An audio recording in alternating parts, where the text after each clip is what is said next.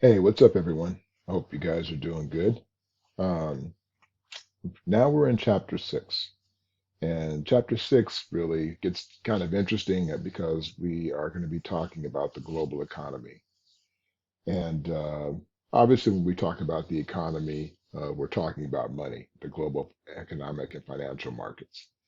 I would suggest that before you jump in, well, make sure that you review the videos that are in this chapter because it really help give you a really good understanding of the system that we're going to be talking about in the part of this PowerPoint presentation that I'm using as part of the lecture. Um, and so let me just start off by saying that, as I said, that the purpose of this chapter, again, it focuses on the attention of the fundamental terms and concepts of the international economic system, and it defines the basic parameters for understanding the international economics and including some terminology and history of economic development. The chapter will be fleshing out um, some context in looking at modern history in more depth, and particularly the founding of the Bretton Woods system, which is also where your discussion question for this chapter stems from.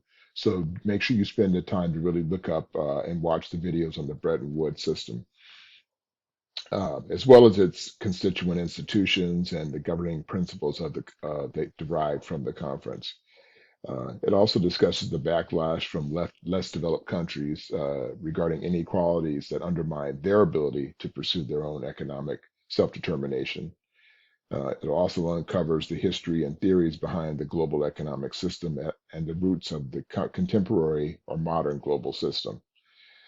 And then lastly, the chapter highlights this post-communist countries and emerging economic centers, as well as the problems facing those countries uh, as they continue to seek wealth and power through the international economic system.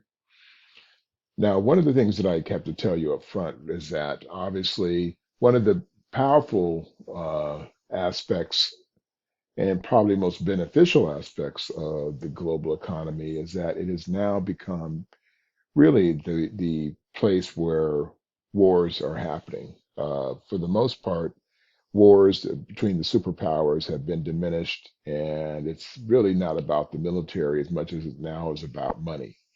And financial wars are certainly less deadly in some ways than political wars or military wars. However, I could also make the point that depending on who holds the money and how they let it be dispersed to lesser areas, can certainly have a detrimental or even deadly effect on people around the world. So it's just that there's no longer a loss of people actually grabbing a weapon and shooting people. It's they do it with the almighty dollar. And so we're going to look at the beginnings of this as we go through this chapter. Okay, as I said, as we go through this chapter. um, so there are many factors, of course, that affect the global economy, the global economic system, and in this chapter we'll be exploring many of them. And when we get to some of those things that actually, when you think about it, for example, when you think about things that affect the global economy, uh, I'm hoping that if I asked you that question, you come up with some ideas. So what do you think affects the global economic standing of the world? Well, there are many commodities. So like, for example, food. Food resources certainly affect the global economy. The countries that have more resourced, whether it be fruits and vegetables and climates that are capable of growing those things and then importing and exporting those things, those are the things that help affect the economy. Certainly clothing, because to make clothing you need resources as well, whether it be cotton or other fabrics, uh, other miscellaneous products, of course, cars certainly affect the global economy, technology, jobs. All these things are aspects of things that impact the global economic system. And the beauty of the system is that it is a system that is shared across basically every country on the planet, with some countries, usually called the G7, G8, or G9, sometimes even the G13. These are the wealthiest countries on the planet, and they are the ones who basically set the climate, the economic climate for the world. Um, and of course, some of the struggles in there that, as a result, is the greed factor. When is enough enough? Because a lot of the ideas that are put forth regarding the modern economic global economy is based on capitalism. And one thing about capitalism that is painful on some level is the fact that capitalism doesn't have any uh, ethical or moral sense about it. It is simply a maximization of profit at all costs, and including the cost of devolving countries. In fact, you will find that if you look historically at a lot of the countries are poorer countries, or even those that were sort of trying to rise up from being poor, uh, they usually when you hurt their economy, you usually destroy the country. Whole political systems have been unhinged as a result of the U.S. economic system, like say, for example, withholding funds to those countries. And when people in those countries are starving, they will then turn on the political system. And then, if they're not a modern state like the United States or Europe or some countries like this, you will find them completely collapse as a result. And so the power of money is certainly at the forefront of our world today. And there's again one of the things that I think is a struggle in that is the question that we have to always ask ourselves from a sort of a societal level is where do we land when money is more important than people? And in capitalism, money is more important than people. Now, that certainly bears fruit in the United States and other countries, but we do see variations of social capitalism, like you see in or socialist capitalism, which you see in Europe, for example, where they found a little better balance between uh, the rich and the poor. So it tends to not be as detrimental to those who are either in the middle or lower classes in those societies. Um, so, one of the things that happens as a result of globalization and some of the relationships that happen between countries is how do we go about managing those relationships? The United States certainly has relationships with almost every country in the world. And certainly some of them are maybe our economic equals, so that when we're trading with them, it may be equal trade. But like most countries, the goal is to basically be in a position where you have more of what they need than you have of what they need. Or wait, did I say that right? That they have more of what we need, and so we are in a position to negotiate and to dictate the price of what we want to pay for things. Um, Certainly, in today's world, privatization and deregulation have certainly had a huge impact on boundaries that between nation states, and certainly the global markets have been highly integrated and highly independent. Um, this is part of that what we call the free market economy, and everybody tends to like to drink the Kool-Aid. However, for all the benefit of the free market economy, where there are positives, there have also been some negatives that have been rather catastrophic. Um, and so, again, just to sort of reiterate, the definition of capitalism for the purpose of this chapter is, and generally speaking, is the system of economic organization that is based on private property and free markets, meaning that the markets are not regulated. And there was a time when regulated economies were the most important aspect, certainly in their 19th, 18th, 19th, and early 20th century. Having some regulation to your economies was essential. And then we abandoned it. And when we abandoned it, at first it was like, woohoo, look at this. A lot of people can make a lot of money quickly. On the other side of that, we lost a lot quickly as well.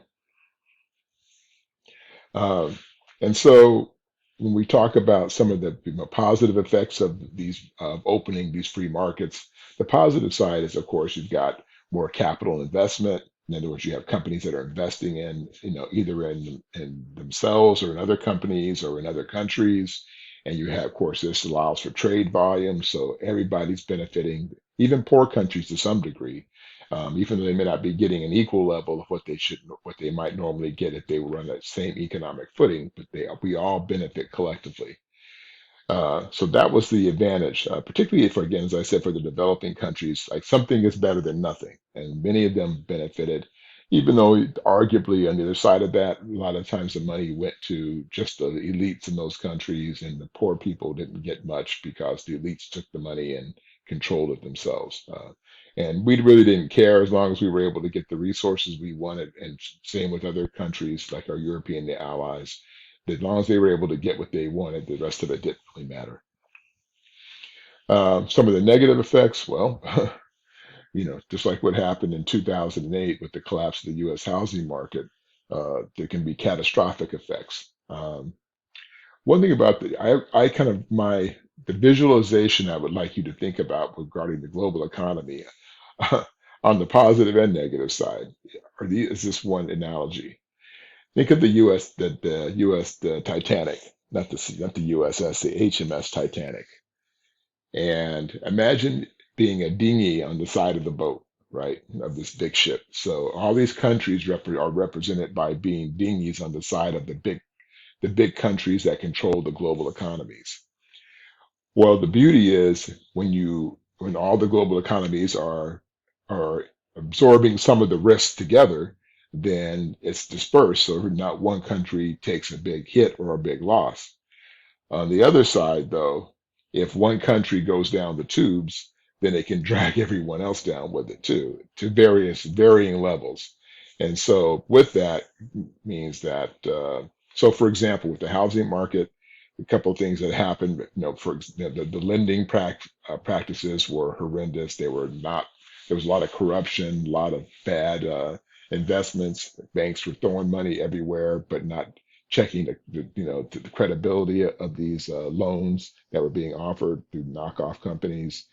Uh, and so that led to a huge recession. I would also say here that one of the things that I think is that needs to be discussed and probably won't be discussed here, but one of the things I think you'll find that is intriguing in this whole argument is, when we talk about building an economy based on debt, indebtedness, um, I think we put ourselves in a pretty dangerous space. Um, After World War II, technology and innovation drove the economy, and the taxation rates were a little bit higher, certainly on the wealthy, but the idea was, that it was building it based on the innovation of, building up highway systems, everybody's working.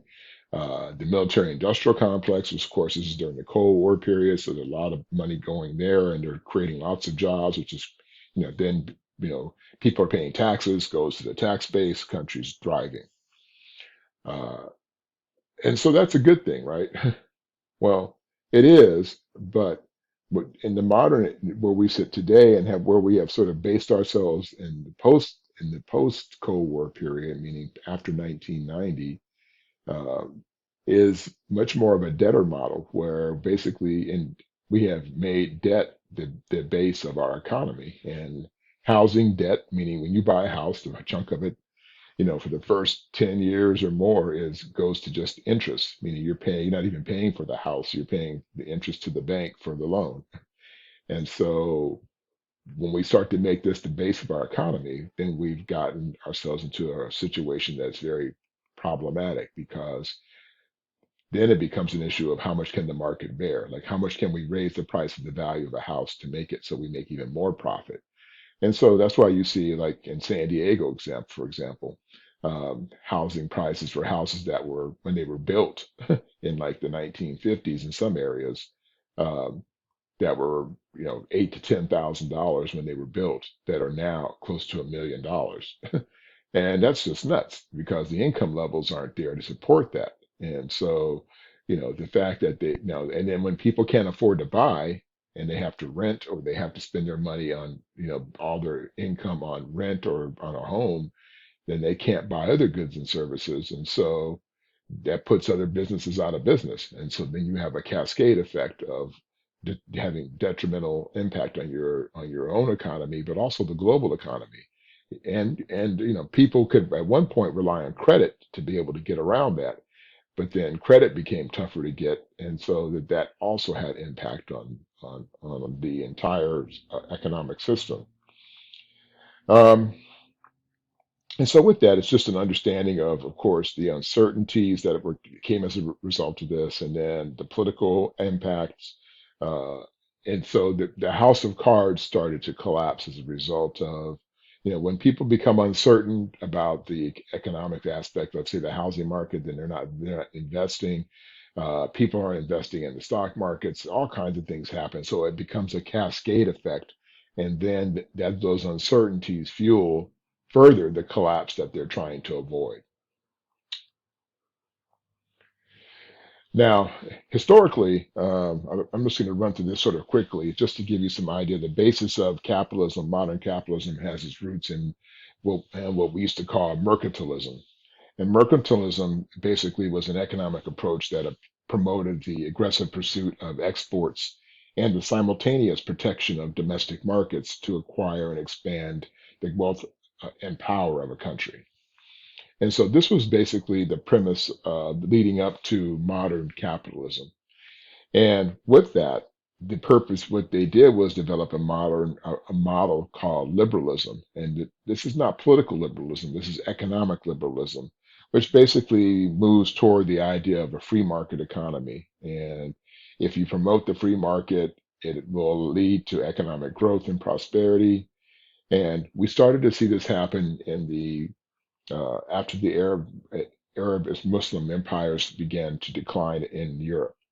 And once that happened, countries like Portugal and Spain, and well, you started to see a spread of what we call colonialism. So you had European countries like Spain and Portugal and England and France, and almost all of them started branching out into Africa and Southeast Asia and to the Middle East and other places, to expand and enhance their wealth by exploiting the resources in those countries, the natural resources, and frequently the people.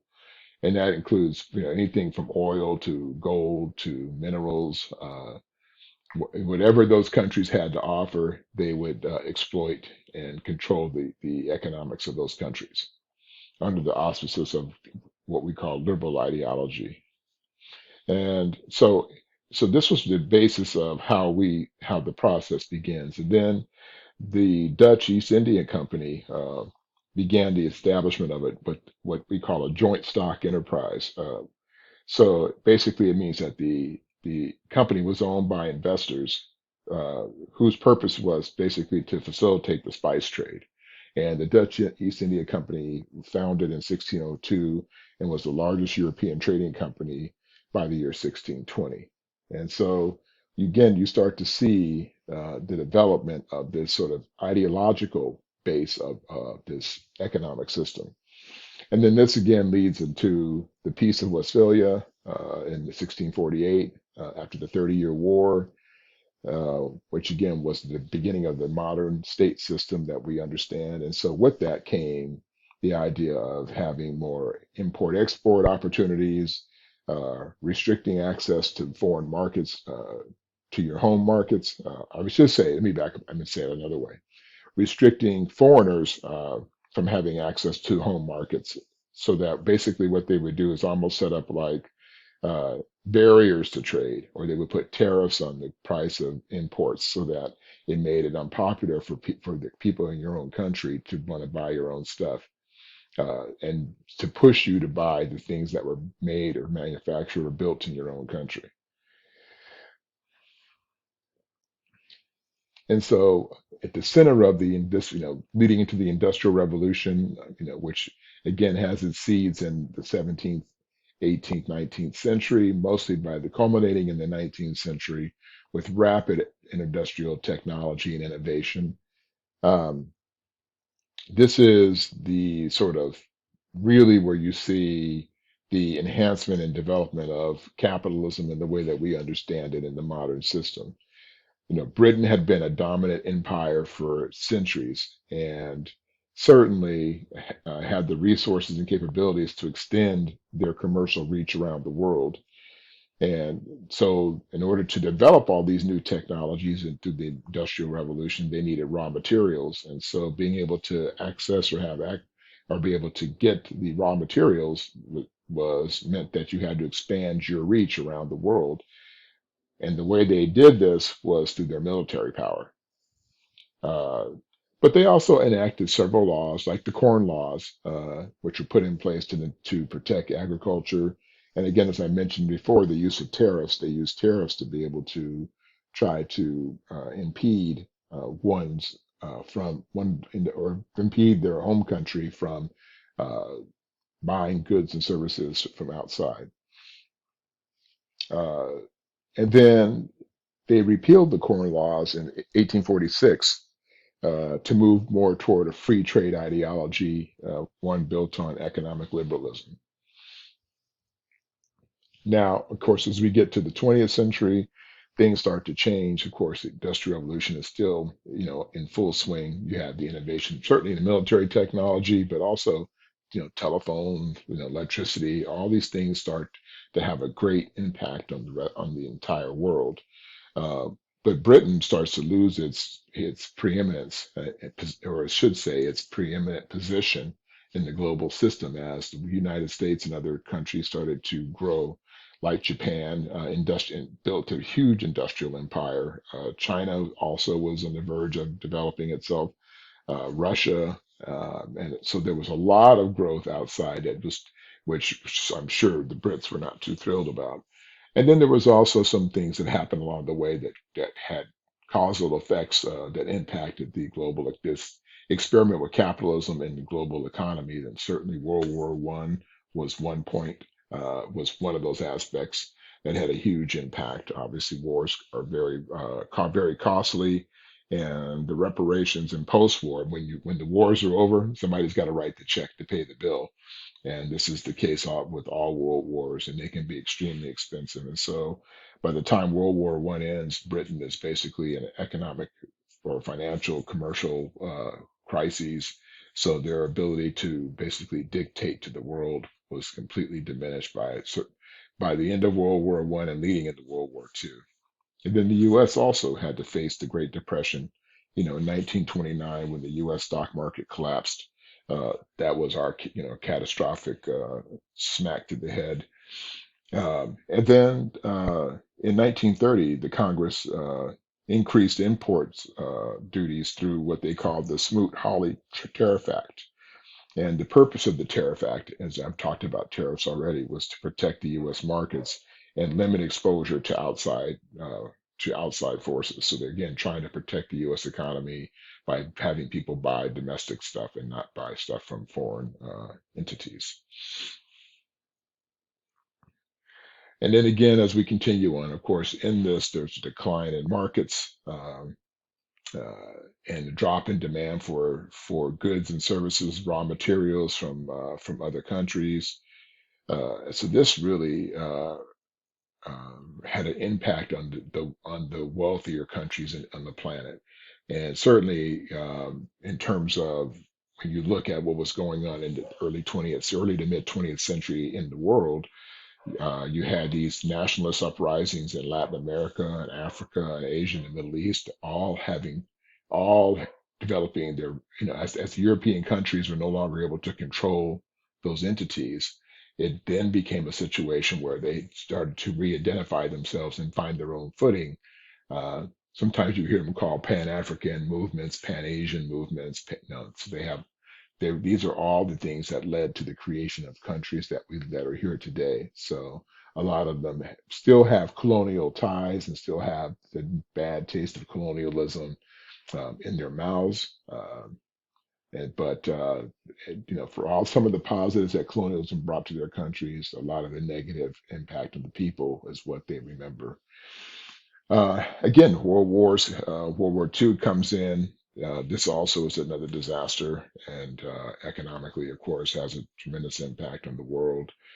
Uh, as we exit World War II, the idea of who the main powers are going to be, who was going to be we call hegemonic power, And that's again, who's going to be the dominant country that's going to basically be responsible for the global economy. And this is where the Bretton Woods system comes in. And the Bretton Woods system really was a fascinating idea. They meet at a conference in 1944 to basically figure out how, after World War II, how they were going to reconstruct the economic system of the world. Uh, there were a set of arrangements that would basically guide how the world economy was going to exist. And this system operated up until the mid 1970s. The US basically shouldered a huge part of the burden for the economic recovery, but they also, because of that, gained quite a bit because the US dollar was established as a primary currency and was just considered as valuable as gold during this period of time. um, the base of these agreements, and there were three aspects of that, three of the entities that we live with today that came out of this conference. And I'm not going to say what they are, but you will be learning about them as you read, and also about well, you may see them in here anyway, but still, I'm going to want you to be able to look them up and see what they are, since that's part of your discussion question.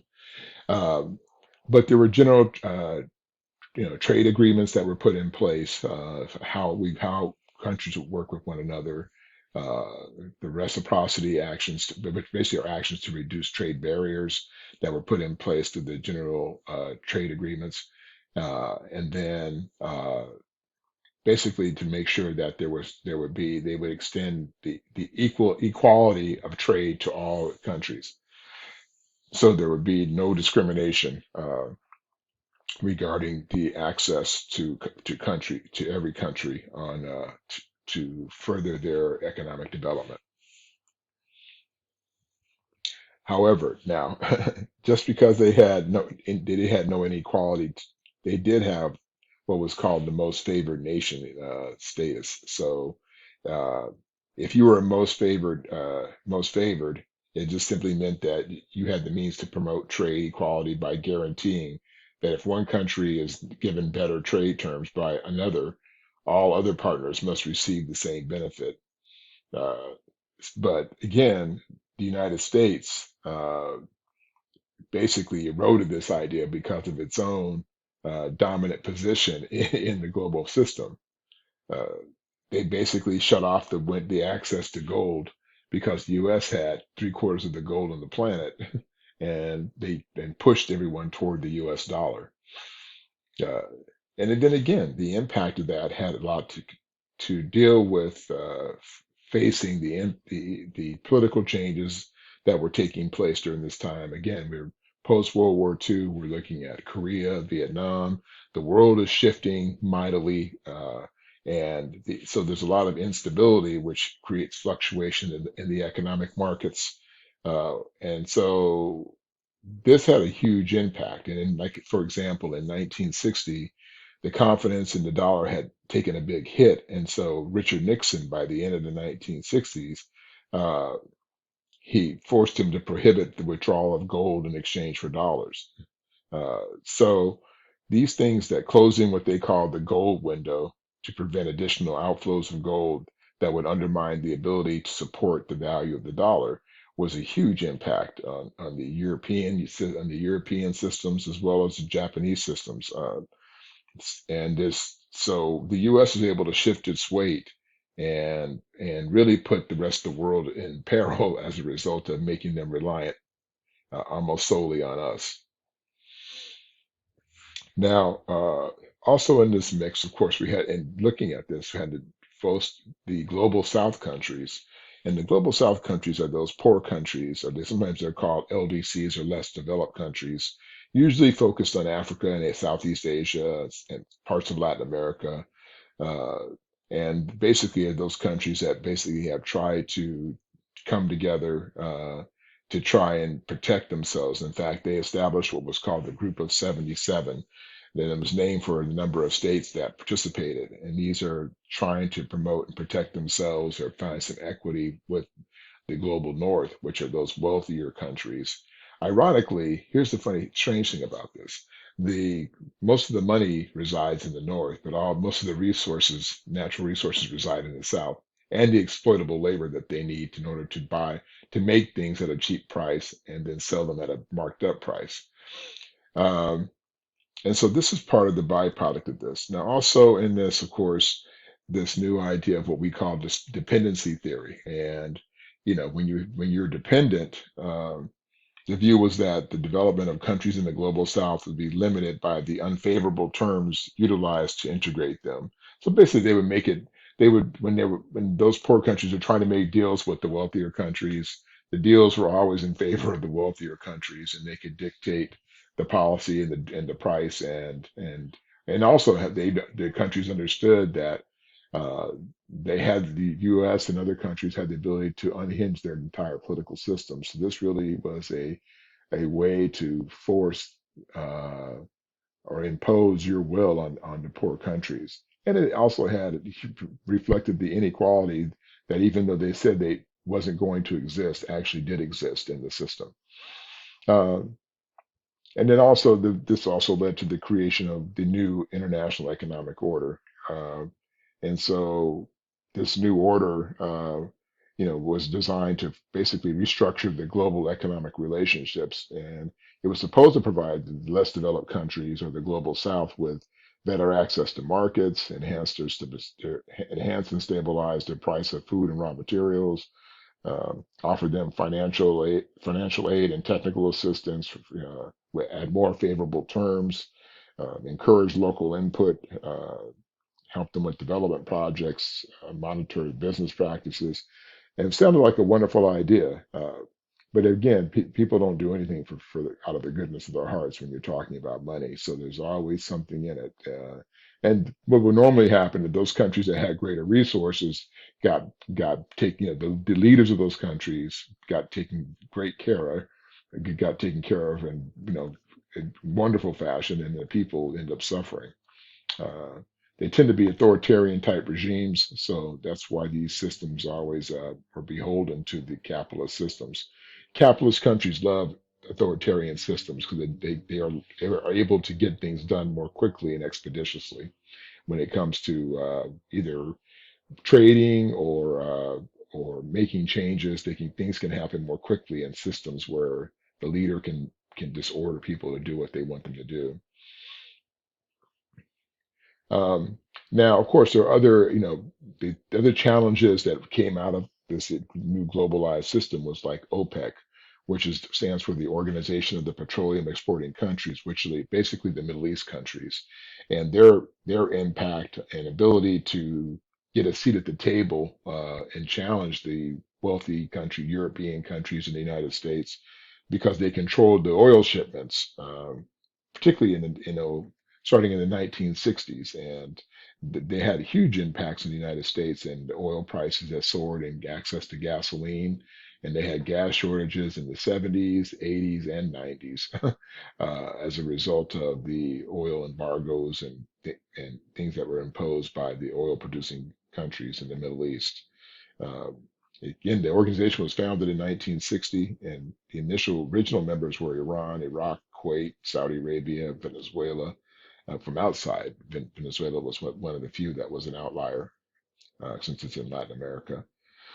Um, and they were able to set the prices. Uh, Sometimes, and they literally the prices would quadruple, like overnight, and this had a huge impact. And again, but it gave them diplomatic access to the rest of the world, and so it made perfect sense on their end.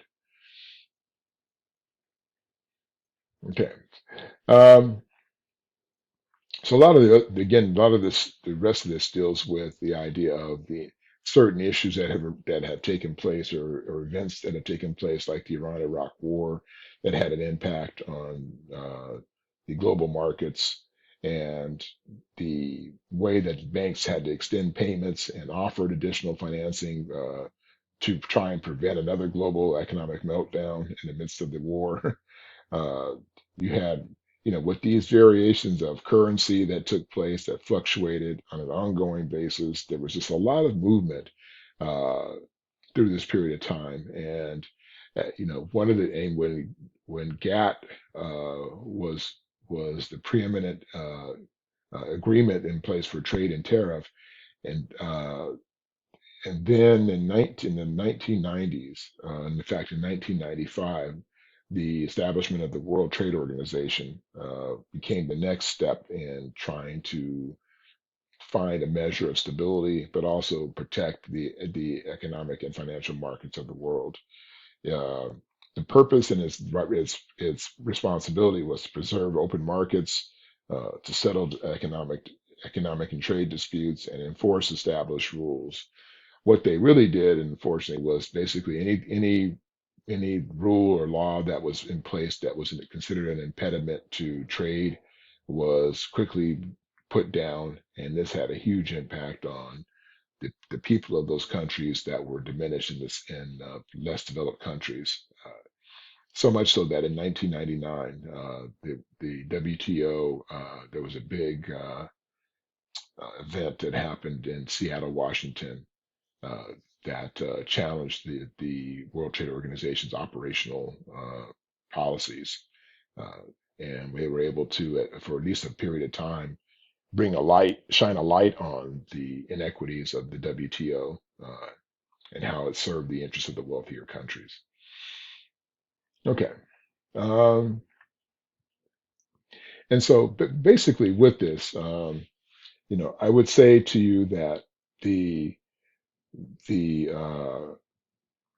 there have been new entities and countries that have formed organizations to build their own economic base. In fact, even the European Union, which has an entity of many European countries that have formed to create their own economic bloc to try and compete against the United States and other countries, uh, as well as for example, there are in what we call the BRICS, which are these emerging market economies that basically are derived from, well, the BRICS stands for are the acronyms for the countries that are part of this organization, and they include Brazil, Russia, India, China, and South Africa. And their purpose, obviously, is to grow and develop and expand their economies and to try to reorder and have impact on the outcomes. And so, when we look at the BRICS, we some of the issues they have to face include, as you can see here in the slide, the lack of transparency and accountability, uh, mainly because a lot of these regimes are corrupt. Brazil has a corrupt regime, so does Russia, and China, of course, have instances where it's hard to get truth and transparency, so it's hard to have accountability, right? Uh, and then, also, how do they go about sustaining productivity, at the levels that would keep them solvent? And then also, the lack of access to foreign finance capital. So if the wealthier countries are not willing to provide economic resource to them, then that diminishes their ability to be able to develop their economies and also to become viable global players in the global system. Okay, so also, as you know, U.S. China are in the middle of a trade war that's been ongoing.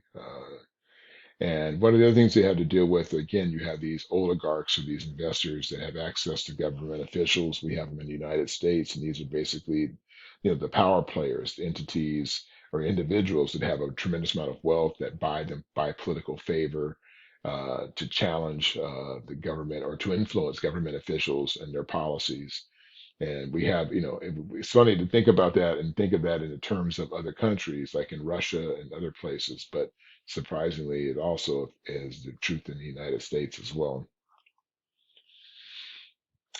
Um, and then there's, of course, other political systems like socialist systems and communist systems and other types of various other iterations uh, that can actually create threats to the economies of those areas. Like this example they use here is Hong Kong. the unrest in Hong Kong that threatened the Chinese economy. The Chinese have these economic zones where those areas that are sort of successful economically and where they're built this huge Chinese middle income society. They basically don't repress the people there as much as they do in other parts of the country where you have poor people. So it's like no ass, no tell.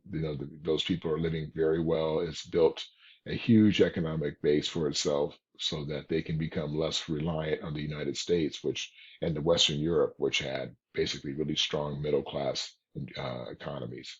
Meaning that the middle class, you have people who have the ability to purchase and consume products for trade. Okay. Let's see. What else would I like to share with you here from my end? A lot of the wealthier countries are struggling with decline in their economies, and which the ironic part about this has to do more with the ideas of capitalism and whether capitalism can actually thrive and exist continually in the system, in the current system, and whether or not it can prevail going into the 21st century. And that remains to be seen.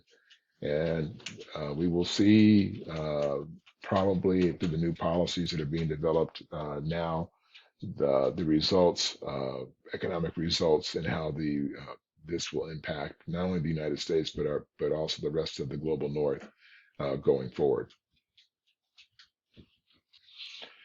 We've also seen a decline in economies in Europe, and of course, while the United States tries to advance its sort of free market principles, the consequences of that have been tremendous and have had a huge negative impact, and has led to inflation in the United States that is hyperinflation actually, and we've seen the cost, particularly of housing and but also services that have increased incrementally, and it is becoming a tremendous hit to our economy that's leading us into a recession that many expect to happen within the next year. Uh, and this is basically a result of some of the stuff that former President Trump had implemented with his sort of back to the early days of the night of the 20th century sort of nationalistic and protectionist sort of isolation approach to his policies regarding the rest of the world. And it has had a tremendous negative impact on the future of our economy and the base of our system. So the ultimately the question is, who can afford to write the checks, and what will trade look like and relationship as a result of that between us and the rest of the world going forward, and that remains to be seen. Um, and with that, we are at the end of chapter 6, and I will look forward to seeing you in chapter 7. Have a great day.